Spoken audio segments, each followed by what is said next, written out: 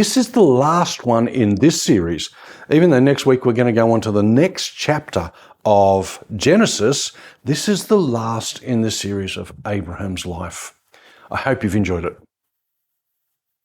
You see, this talks about, in this passage, in Genesis 25, it talks about Abraham's latter life and then his death. Have a listen to the first 4 verses here. It says, Abraham marries again and he has many children by this woman called Keturah. Okay, here we go. Abraham took a wife and her name was Keturah, and she bore him Zimrah, Jokshan, Medan, Midian, Ishbak, and Shual. Joksan begat Sheba and Dedan, and the sons of Dedan were Asherim, Ledashim, and Luiman. And the sons of Midian were Ephah, Epher, Hanok, Adiah, and Eldah. All those were the children of Keturah. Now, it says he took a wife again. Now, this is after the death of Sarah recorded a couple of chapters ago. There's nothing wrong with Abraham taking a wife after Sarah's death.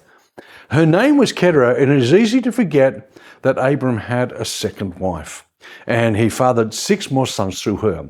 In total, Abram had 8 sons, Isaac through Sarah, Ishmael through Hagar, and the 6th through Keturah.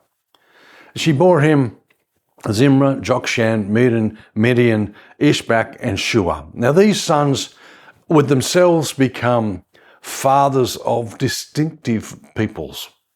For example, the Midianites logically came from Midian.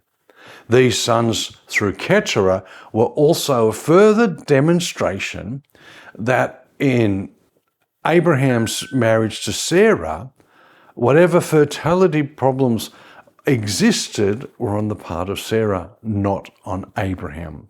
Keep that in mind. It goes on. And now we talk about Abraham being careful to make sure that Isaac is set apart as the child of promise. It says in verse 5, and Abram gave all that he had to Isaac, but Abram gave gifts to the sons of the concubines which Abraham had. And while he was still living, he sent them eastward away from Isaac his son to the country of the east. It says, Abraham gave all that he had to Isaac. He was a wealthy guy, and he gave it to Isaac to follow on. He gave the promise of the land that God had promised to Isaac. But notice as well as that, the others went away. They went eastward, away from Isaac. Abraham gave gifts to the sons of the concubines. Only such relationship we know in the life of Abraham was Hagar. Perhaps there's also refers to Keturah as well, letting us know that though she was Abraham's wife, in regard to God's promise to Abraham and his descendants, she was not part of the picture, and certainly not on the same level as Sarah. You see, now we come to the point where Abraham passes away. Verses 7 through to 11. This is the sum of years of Abram's life which he lived, 175 years. Then Abraham breathed his last and died in a good old age, an old man full of years, and he was gathered to his people, and his sons Isaac and Ishmael buried him in the cave of Machpelah, which is before Mamre, in the field of Ephron, son of Zohar the Hittite, the field which Abraham purchased from the sons of Heth. There Abraham was buried, and his wife Sarah. And it came to pass, after the death of Abram, that God blessed his son Isaac. And Isaac dwelt at Beer Lahai Roi. Now, Abraham breathed his last and died. He passes away, and he's now out of the scene, being one of the most important people in the Bible, and some people would say.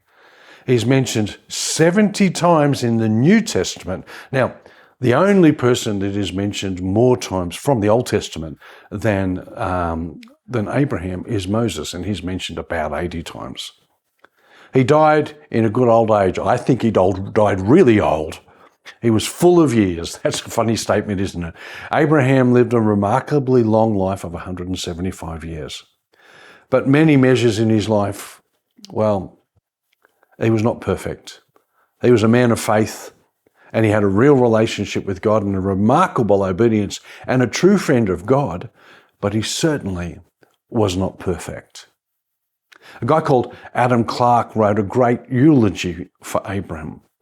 Above all, as a man of God, he stands unrivaled, so that under the most exalted and perfect of all dispensations, the gospel of Jesus, he is proposed and recommended as the model and pattern according to which faith, obedience, and perseverance of the followers of the Messiah are to be formed. Reader, while you admire the man, do not forget that God made him so great, so good, and so useful.